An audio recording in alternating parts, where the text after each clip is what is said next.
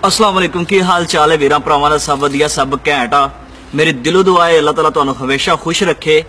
खैर अजकल दे नौजवानों का इक्को ही नारा आ कि कम जवानां दी मौत आ। गल भी सही आ, 12-14 घंटे ड्यूटी मजदूरी, कई कम्मां च छुट्टी भी कोई नहीं। फिरन दी उम्र आ किहड़े कम्मां च पै गए। कई कम्मां च तनख्वाह भी कोई नहीं चंगी, लख भेज लो या 30,000 भेज लो, समझ नहीं आती गया किधर है। जिन्ने भी कमाईए समझ नहीं आती क्योंकि घर लग जाते हैं, मां जी दियां दवाइयां नहीं मुकदियां, प्यो का सिरगट पानी नहीं मुकदा, कर्जे नहीं लेंदे, दुध चाह पानी अगे पिछे पता नहीं कित्थे कित्थे लग जाते हैं। खैर जिन्ने भी कमा लिए समझ नहीं आती गया किधर आ। मनु मेरा दोस्त एक कहता है घर माई बाबे ने खिंच के रखना चाहिए। मैं वो क्यों? कहता खर्चा बहुत करते आ। खैर ए ते नौजवान दियां गल्लां जेड़े कि अजकल दे शी जवान मुंडे आ जेड़े कि नवी नवी मजदूरी करन लगे आ, उन्हां लई ये गल्लां ज्यादा अहमियत देंदियां। कई नौजवान दे ज़हन च ऐं दियां गल्लां बैठ गईयां ने कि असी मां बाप नूं जेड़े पैसे देने साडे जाया चले जांदे ने, या मां प्यो साडे पैसे जाया कर छड्डदा है। लेकिन व्यू थोड़ा चेंज करके देखते हैं, वक्त नूं थोड़ा जिन्ना बैग लैके चलते हैं। बचपन का जमाना सी तुहाडा मेरा, अखां नींद नाल भरियां होंदियां सी, मां कहंदी सी पुत्त सौ जा, लेकिन असीं कहंदे सी ना ना ना, मेरे अब्बा जी ने आना, मेरे लिए चीज लैके आना, मैं खा के फिर सोवांगा, सुबह स्कूल लिए पैसे लैके फिर सोवांगा। ते बाय चांस असीं अगर कदी सो भी जांदे सी ना तो साडी मां साडे लई हिस्सा रख छड्डदी सी कि मेरा पुत्त सुबह उठ के खा लेगा। ते जे कदी असीं खिलौनियां दी जिद करदे सी ना, साडा बाप साडे लई लैके आंदा सी।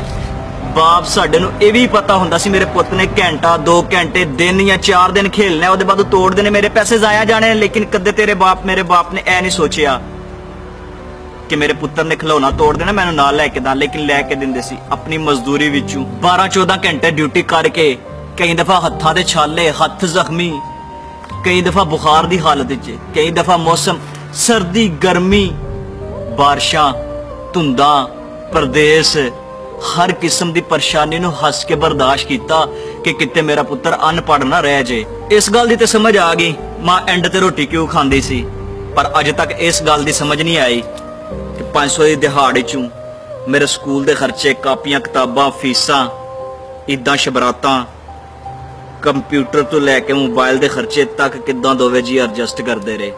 जदों मंगे जिन्ने मंगे हस के दिते, जिन्हां दियां कुर्बानियां दा सदका अज तेरी जवानी है, तू कहना वो तेरे माल नूं जाया कर छड्डदे ने। कदी भी इंज दी सोच ना रखी वीरे।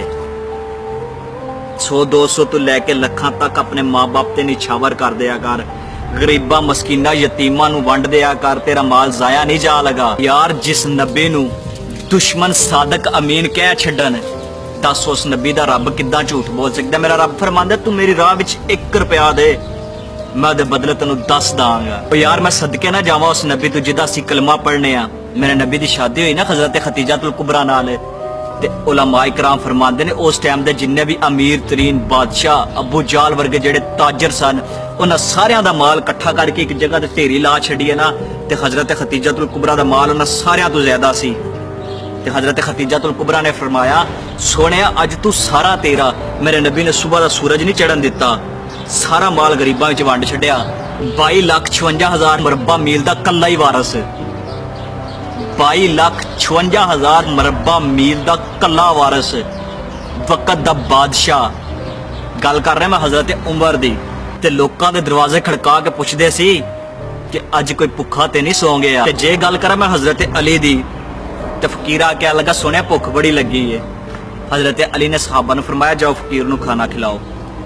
ते सहाबा कह लगे जी खाना तो ये बॉक्स च पे है। हज़रत अली ने फरमाया बॉक्स ही दे छड्डो। कह लगे जी बॉक्स ये ऊँट ते पे है। हज़रत अली ने फरमाया ऊँट दे छड्डो। सहाबा कह लगा जी ऊँट कई ऊँटां विच खड़ा है। हज़रत अली ने फरमाया सारे ऊँट दे छड्डो।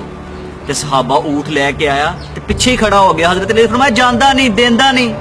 ते सहाबा ने हाथ जोड़ के कहा सोनिया तेरी सखावत वेख के ना मैं डर गया कि किते तुसी मन्नू भी ना दे छड्डो। यार असी इन्नी को मेहनत करके इन्ना को माल कमा के विचों इन्ना को गरीबां मस्कीनां यतीमां या माँ बाप नूं देना गवारा नहीं करदे।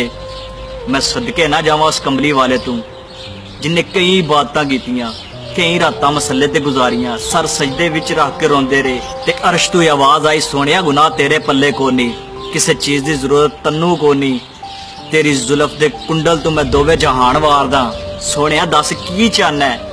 ते मेरे नबी ने फरमाया, रब्बी हबली उम्मती, रब्बा मेरी उम्मत नू बख्श दे। ते जांदी वारी सानू सबक फिर ओ ही दे गए। सहाबा नू फरमाया, मैं टुर चलिया, मेरे अवैस नू आख्या जे कि मेरी उम्मत दी बख्शिश दी दुआ करन। मैं हजरत अवैसे करनी दे बारे जिन्ना सुनिया, जिन्ना पढ़िया, मनु गल्लां विच इक्को ही गल नजर आई है कि उन्हां जिंदगी अपनी मां दी खिदमत विच गुजार छड्डी। ते सारियां गल्लां विच इक्को ही गल निचोड़ के तुहानू दे जाना, जिस मां दी इन्नी अजमत है, तू सोच उस बाप दी किन्नी अजमत होवेगी जिदियां खिदमतां तेरी मां करदी है, जिदे कपड़े तेरी मां धोंदी है, जिदे बूट तेरी मां पालिश करदी है, जिदी सेहत दा ख्याल तेरी मां रखदी है। कदी भी खाली मां दी खिदमत ना करया जे, मां बाप दी खिदमत करया जे। वीडियो अच्छी लगी तो प्लीज शेयर जरूर करना, शायद बात किसी के दिल में उतर जाए।